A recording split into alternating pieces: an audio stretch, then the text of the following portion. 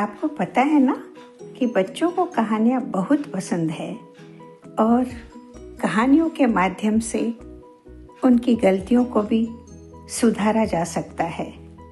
तो ऐसी ही एक शिक्षाप्रद कहानी की रचना की है साहित्यकार विमला जी नागला ने, जो स्वयं एक आदर्श अध्यापिका भी हैं और बच्चों के मनोविज्ञान की आपको गहरी जानकारी है।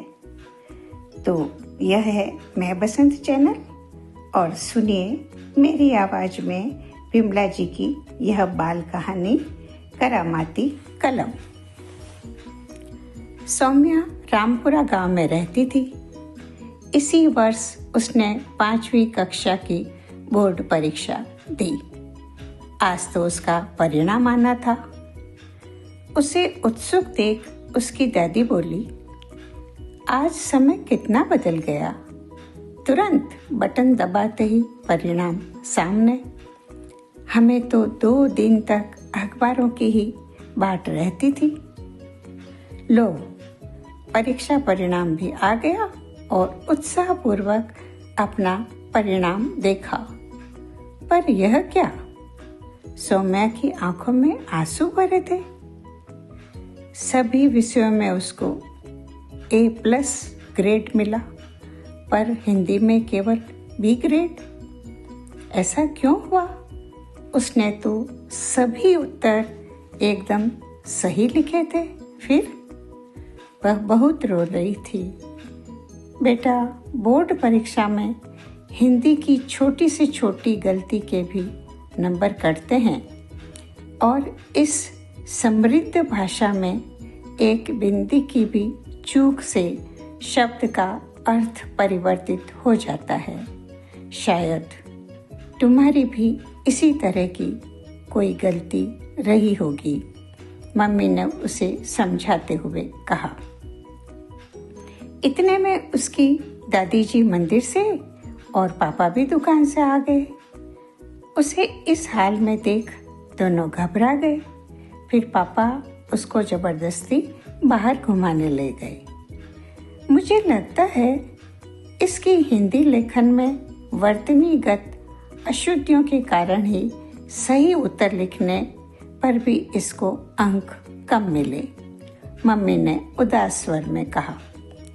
ओहो, यह अशुद्ध वर्तनी वाली बात तो ठीक वैसी ही है जैसे स्वादिष्ट भोजन के बीच अचानक से कंकड़ का आ जाना। काश हम इसके प्रति पहले से ही सचेत होते। पर कोई बात नहीं, देर आए दुरुस्त आए, दादी जी गंभीर स्वर में बोली। अब मम्मी की भी शंका एकदम सही निकली। मैडम ने भी फोन पर सौम्या के परिणाम पर हिंदी में अधिक अशुद्धियों को ही कारण बताया। इतनी देर में सौम्या भी आ गई।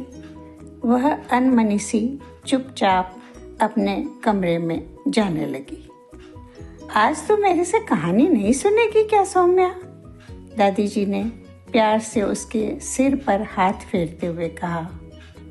जी नहीं, बहुत धीमे से बोली वह। ठीक है सौम्या, तू कहानी भले ही मत सुन, पर यह देख। क्या है सौम्या? यह देख, मेरे पास मेरी माँ की दी हुई एक करामाती कलम है जिसके बारे में मैंने आज तक किसी को नहीं बताया। पर आज तेरी यह हालत मुझसे देखी नहीं जा रही, इसलिए।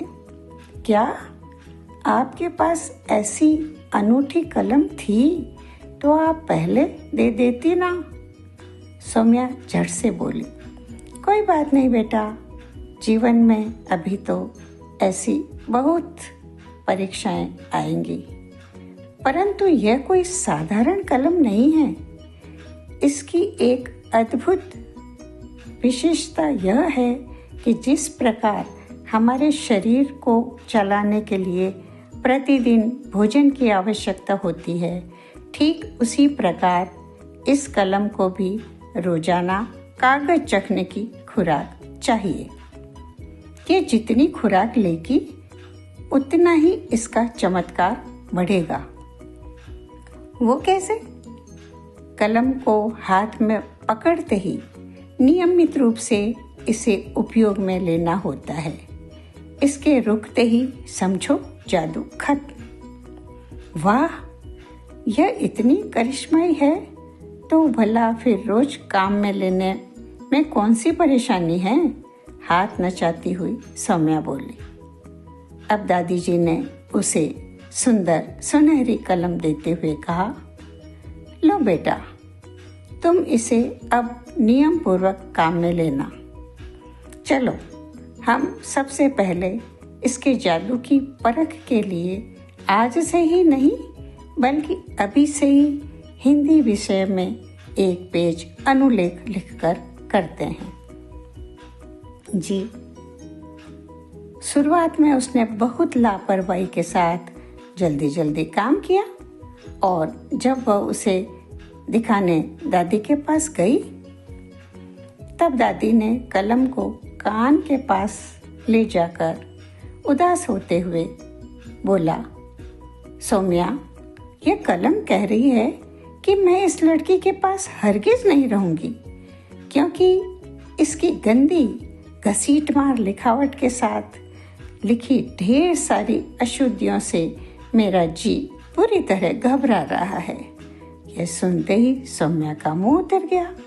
वह भीगे नैनों से कलम को निहारे जा रही थी।